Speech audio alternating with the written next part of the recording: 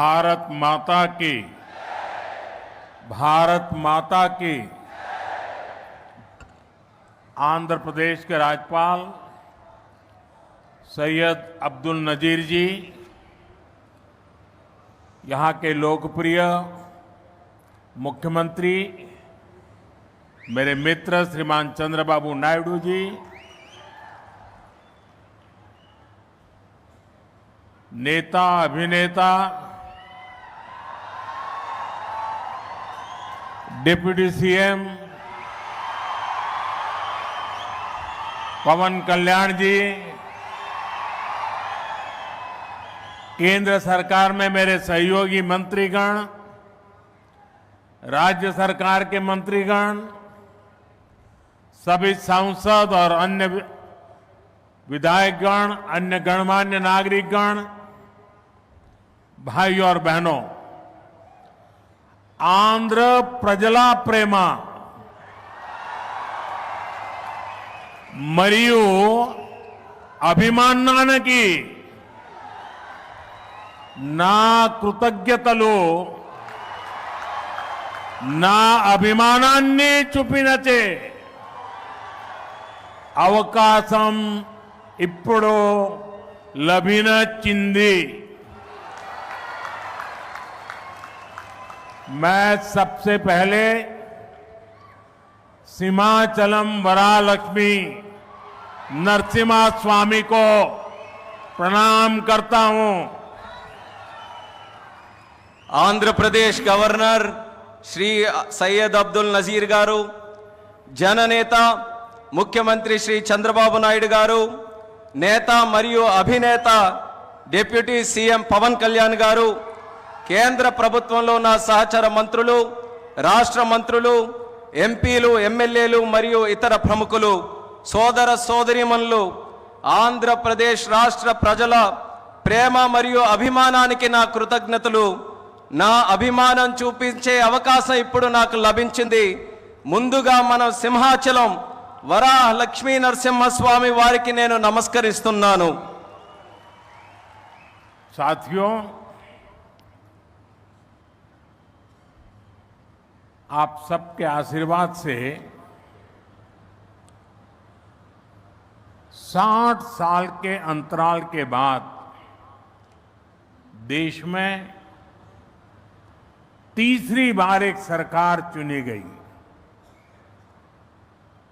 और सरकार बनने के बाद एक प्रकार से विधिवत रूप से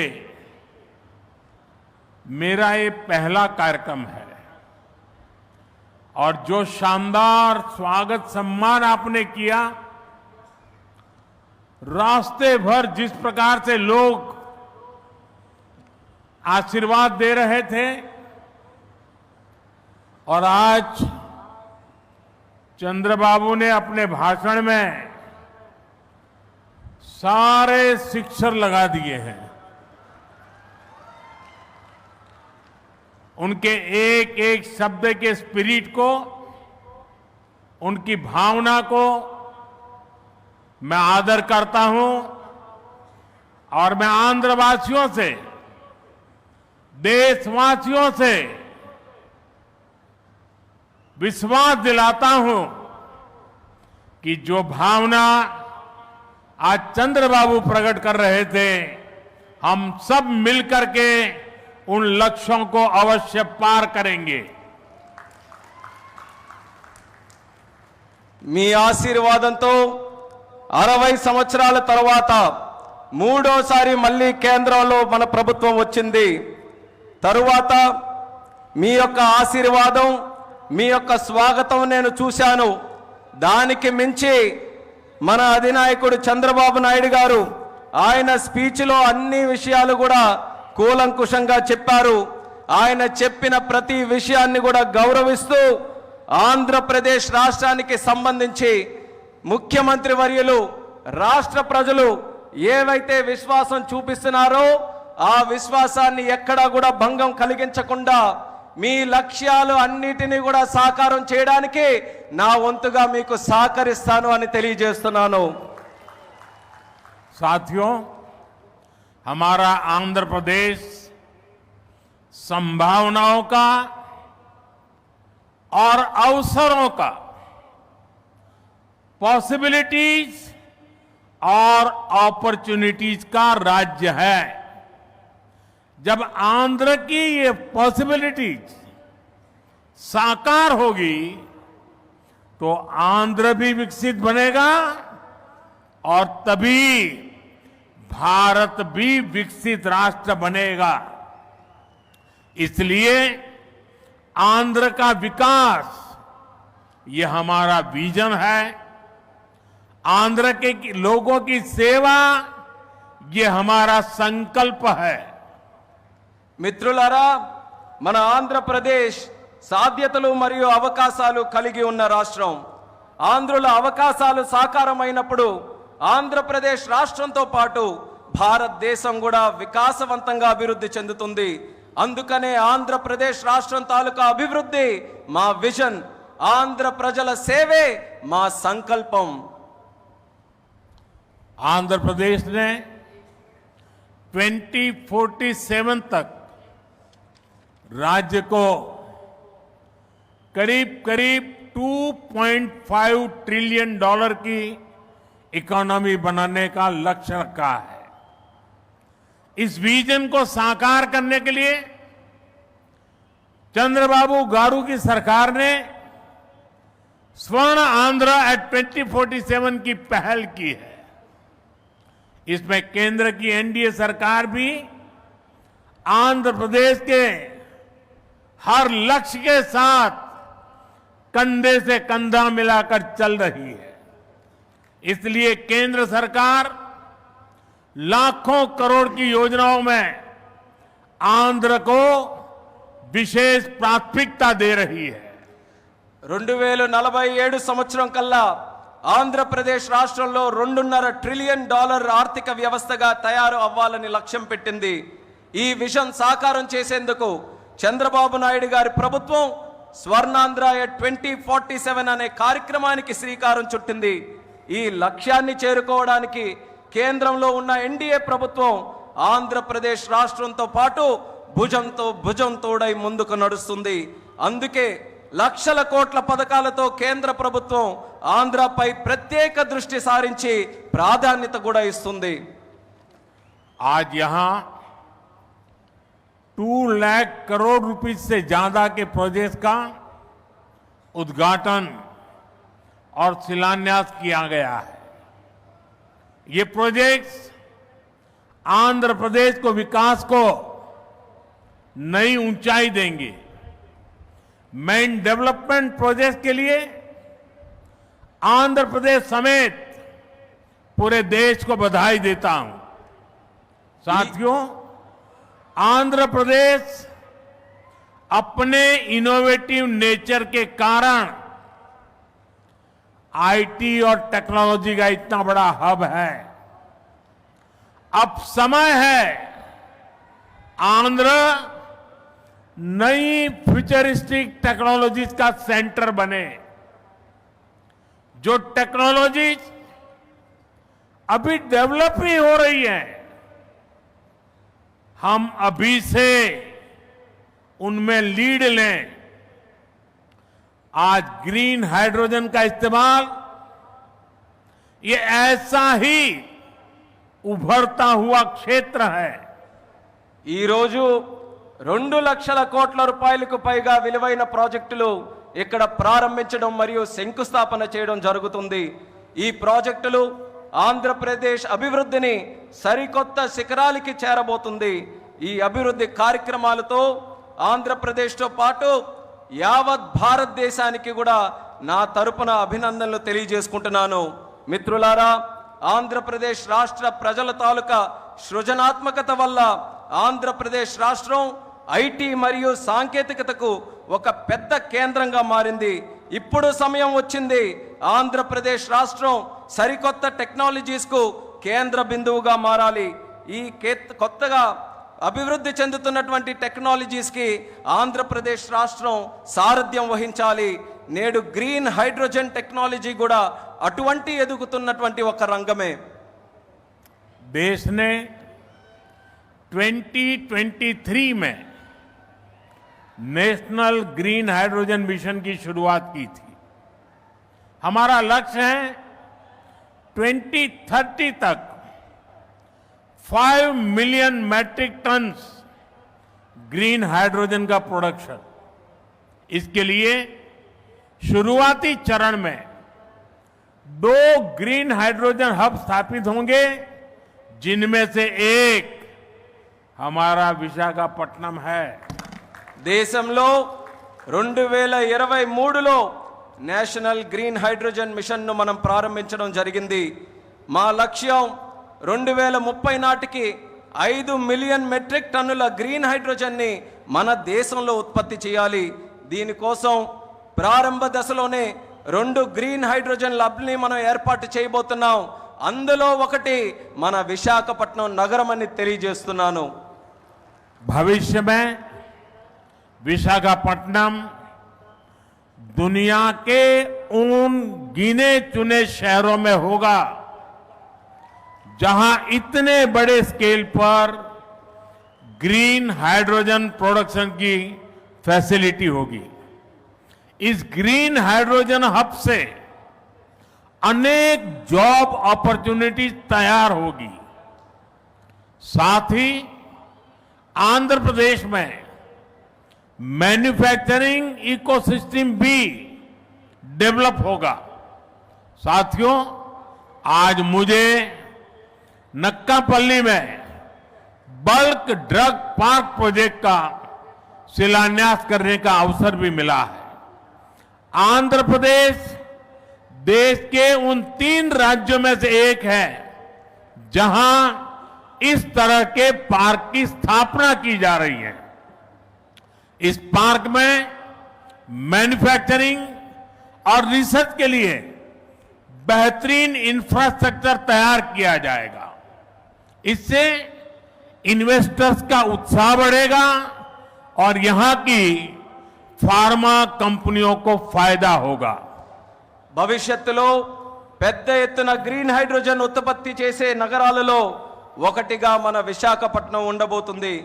ఈ గ్రీన్ హైడ్రోజన్ హబ్ ద్వారా అనేక ఉద్యోగ అవకాశాలు సృష్టించబడతాయి. దీంతో ఆంధ్రప్రదేశ్లో మ్యానుఫ్యాక్చరింగ్ వ్యవస్థ కూడా అభివృద్ధి చెందబోతుంది. మిత్రులారా, ఈరోజు అనకాపల్లి పార్లమెంటులో ఉండే నక్కపల్లిలో బల్క్ డ్రగ్ పార్క్కు కూడా శంకుస్థాపన చేసే అవకాశం నాకు కలిగింది. దేశంలో 3 రాష్ట్రాలలో ఈ తరహాలో పార్కులు ఏర్పాటు చేయబడుతున్నాయి. అందులో ఆంధ్రప్రదేశ్ ఉండడం నాకు చాలా ఆనందంగా ఉంది. ఈ పార్కులో మ్యానుఫ్యాక్చరింగ్ మరియు పరిశోధన కోసం అద్భుతమైన మౌలిక సదుపాయాలు ఏర్పాటు చేయడం జరుగుతుంది. దీనివల్ల పెట్టుబడిదారుల ఆసక్తి పెరుగుతుంది మరియు ఫార్మాసిటీ కంపెనీలకి కూడా చాలా ఉపయోగపడుతుందని తెలియజేస్తున్నాను. साथियों,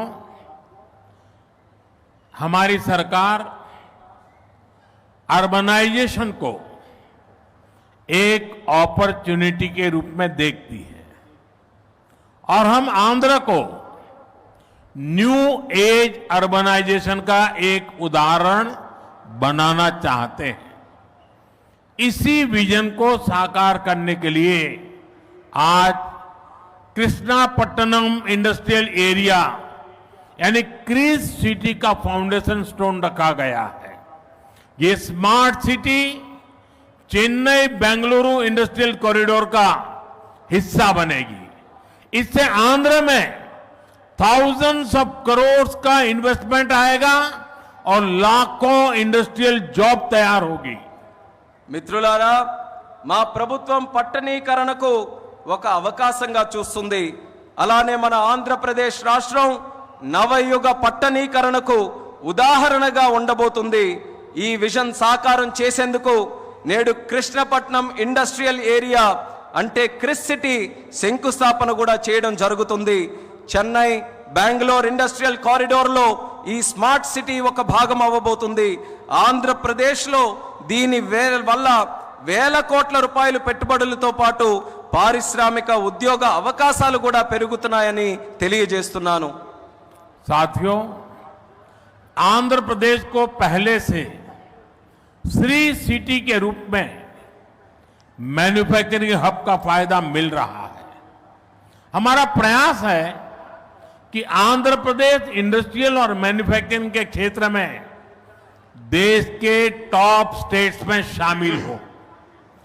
मैन्युफैक्चरिंग को बढ़ावा देने के लिए हमारी सरकार पीएलआई जैसी स्कीम्स चला रही है। इसका परिणाम यह है कि आज कई प्रोडक्ट्स की मैन्युफैक्चरिंग में भारत की गिनती दुनिया के टॉप कंट्रीज में होने लगी है।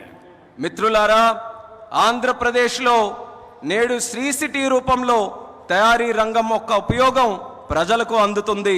మా ప్రయత్నం ఏంటంటే ఆంధ్రప్రదేశ్ రాష్ట్ర పారిశ్రామిక మరియు తయారీ రంగంలో దేశంలోనే అగ్రగామిగా నిలబడాలి.